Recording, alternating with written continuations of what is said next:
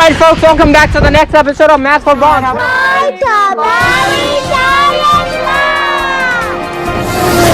Alright folks, welcome back to the next lecture of Math4Bronx. Today we're looking at the negative binomial. Okay, so what is the negative binomial, you may ask? Well, it's what you've learned in grade school, a minus b whole squared.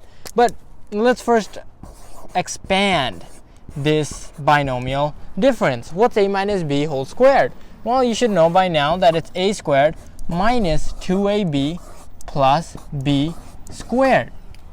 But you might not know why that's the case. What exactly is the geometric proof for this binomial difference? Well, to answer that question, let's take a look at a geometric figure. Okay, let's start with a square, much like we did previously. This square is going to have two lengths. It's going to have a length and a width. So what's the length of the square going to be? Well, I'm going to call the length of the square a.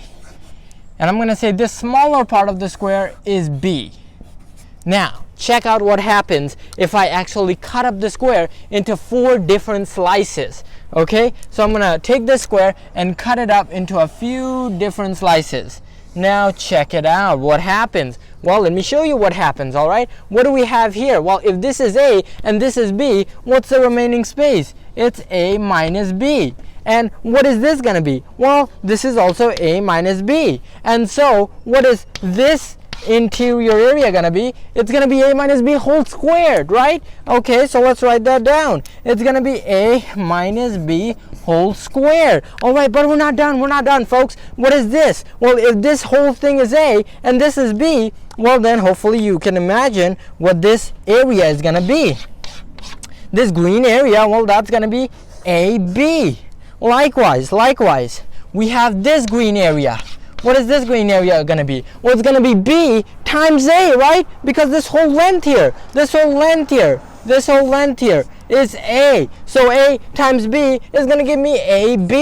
All right. So I've got a minus b squared, right? That exactly matches up my formula right here. But from that, I'm going to take away from my a squared. What am I going to take away? I'm going to take 2ab. I'm going to take away 2ab. But if I take away 2ab, what do I take away twice? I take away twice this kind of small square right here. What is the area of that small square? Well, b times b is going to be b squared. So to isolate a minus b whole squared, I have to take a squared, chop away 2ab, 2 slices of ab, and add back b squared. Let's do that one more time, okay? If I want to isolate a minus b squared, what do? I start with the whole squared. I start with a squared.